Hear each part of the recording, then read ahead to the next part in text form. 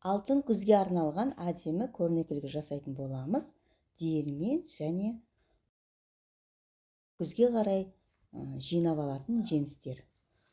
30-30 сантиметрден дөңгелек қылып кардонымызды қиып алдық, және ұзын шет-шетін қоршайтын кардон қажет болады құрал жабдықтардан, және шампунның сыртқы пластмасс ыдысы, әрине қайшы міндетті түрде, спашка таяқшамыз қажет болады ортасында,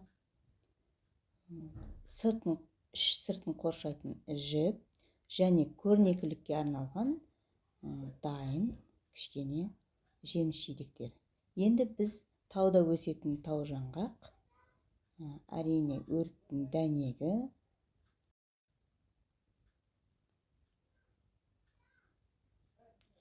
шыршаның ішіндегі түйіншектерін, мінекей, осыны қолданатын боламыз.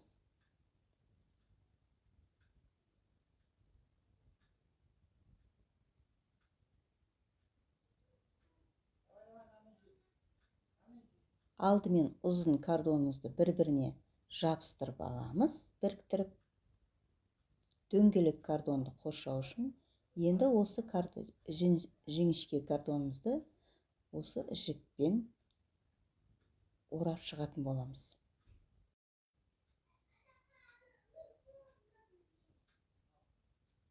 Тығыз қылып орап шығасыздар.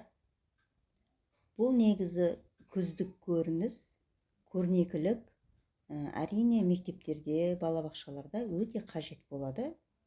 Осы науқанда негізі осындай көрнекілер жасап, оқушылар үйлерінен мектепке апарып жатады. Осының бәрін осы менің видеомда көріп, осыны жасасаңыздар болады.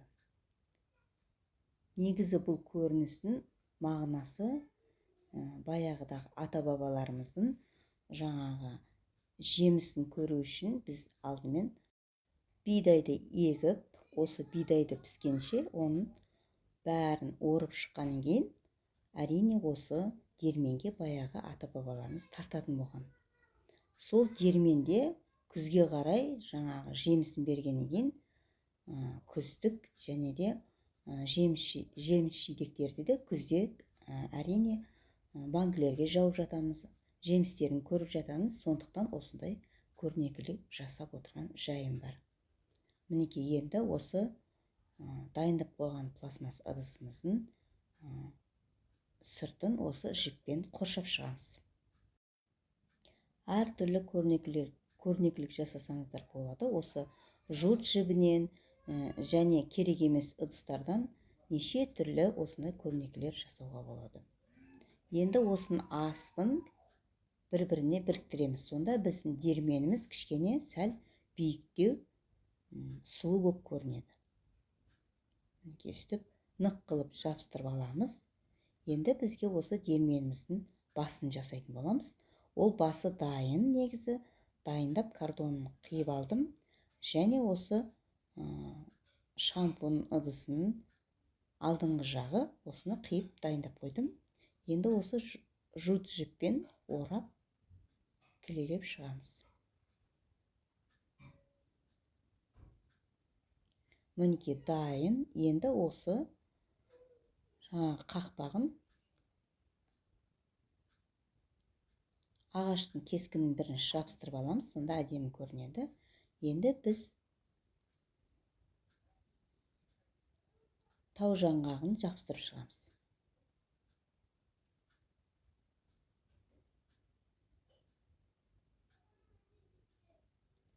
Орысшасы мендалин деп аталады. Бұл тау жаңғағы. Бұл жаңғақта күзге қарай жеміс беретін дәмді жаңғақ. Бұл жаңғақтың түрі бар. Ащы жаңғақ және тәтті жаңғақ. Әр түрлі түрі бар. Негізі бұл жаңғақ ашты жаңғақ болып саналады. Ішіндегі дәнегі әштілеу. Осыны айландырып жабыстырып шықтық. Енді біз мендалиніміздің қабығын жабыстыратын боламыз. Қараңыздар мұқият. Бұл негізі диірменіміздің кәдімгі басында тұратын кішкене не деуге болады? Шляпасы деуге де болады. Осы бас жағын осы миндалиннің сыртқы жаңағы қабығынан істеп жатырмыз. Жан жағын. Өздеріңіз білесіздер, негізі неше түрлі нәрсе жасауға болады. Осындай дәнектерден тау жаңғақ, мысалы өзіміздің үйіміздің айналасында өсетін дөңгелек үлкенірек сопақтау жаңғақтар бар. Алхордан, өріктен және күнбағыстан да неше түрлі дүние жасауға болады. Күнбағыстан негізі кірпілер жасайды. Жаңағы өріктің дәнектерінен, сыртқы сүйектерінен тиіндер, кәдімгі иттер, неше түрлі жануарларды жасауға болады. Енді біз диірменнің айланып тұратын моторын жасайтын боламыз. Баяғы кезде осы қолдан жасайтын болған, кішкене жел болған кезде осы жаңағы желдетіп тұратын, желдетіп тұратын вентилятор дейді ғой негізі. Осыны жасаймыз. Кәдімгі кішкене галстук сияқты, бабочка сияқты. Осыны жаңағы жіппен қоршап қойдық. Енді бір-біріне кілелеп қоямыз. Енді артына жаңағы таяқшалап қойып қоямыз. Сонда кәдімгі диірменнің ортасында тұратын желдеткіші деуге де болады. Осы жел тұрған кезде диірменіміз жақсы істеп кетеді. Сол себептен шет-шетіне осындайды қойып қоямыз. Енді осы ағаштың кескіндісін осының ортасына кілелеп қоямыз. Сонда диірменге қатты жабысып тұрмайды.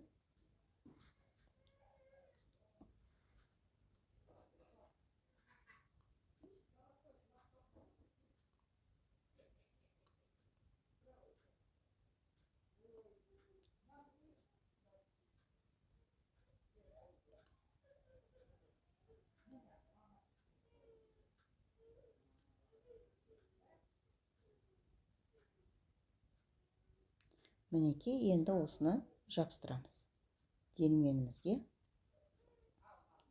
Біздің негізгі диірменіміз 80% дайын болып қалды.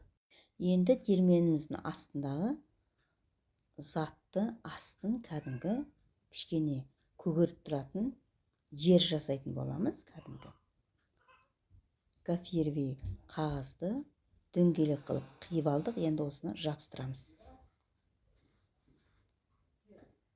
Мінекей.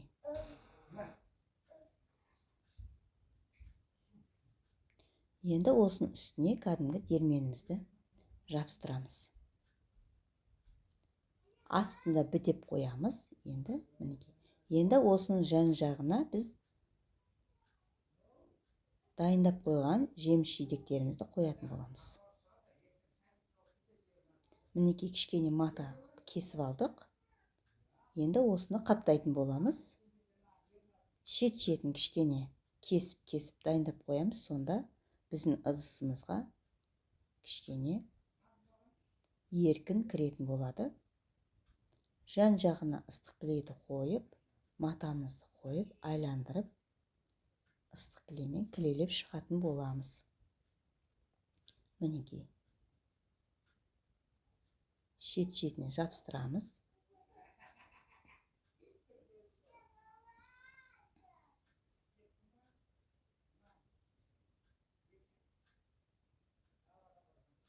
Енді осының үстіне кәдімгі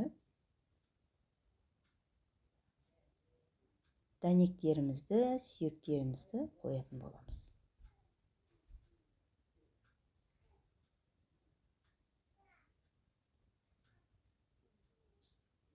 Мінекей, миндалин жаңағы тау жаңғағын қойып қоямыз. Өте пайдалы жаңағы тау жаңғақ.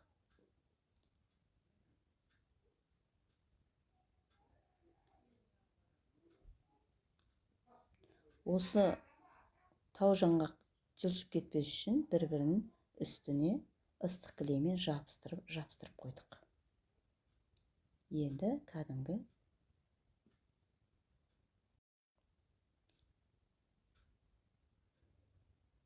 Енді біз өріктің ішіндегі сүйегін, әрине осы сүйегін ішінде өріктің дәнегі бар. Осыны ыстық кілеммен жабыстырамыз.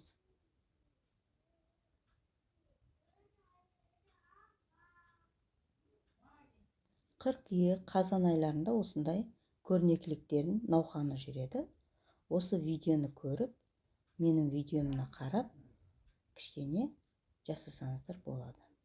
Мінекей, екі түрлі дәнек. Енді біз мына бір заттың үстіне кәдімгі шишкаларды қоямыз. Шыршаның.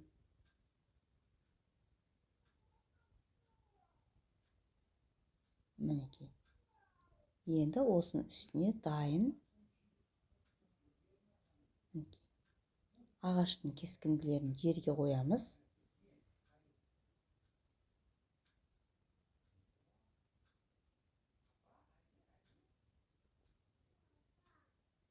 Үстіне кішкене божья коробканы қойып қойдық. Кішкене ол жаңағы жәндік жүрмейтін жері жоқ. Сондықтан мен осының үстіне әдемі болу үшін құз құйрықтың шенек, әртүрлі жемістерді қойып қойдым. Ит мұрын. Менің осы көрнекілігім дайын болды күздік. Сіздерге ұнайды деп ойлаймын. Осыған қарап істесеңіздер болады. Диірменіміздің үстіне ортасына түймені қадап қойдық. Сонда әдемі көрінеді. Міндетті түрде тіркеліп, лайк басып, дәреке жаза кетіңіздер.